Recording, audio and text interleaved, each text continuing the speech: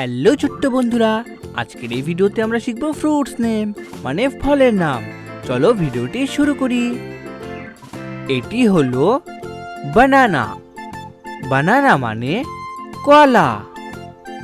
এটি হলো pineapple. Pineapple মানে আনারস। এটি হলো পিচ। পিচ মানে পিচ ফল। এটি হলো পাপায়া।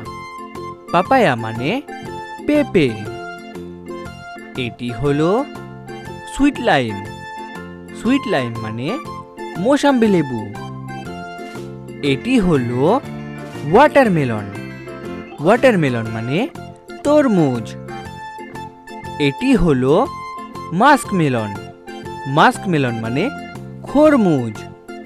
এটি হলো চেরি। চেরি মানে চেরি ফল। এটি হলো গুয়াভা। গুয়াভা মানে পেয়ারা। এটি হলো পিয়ার।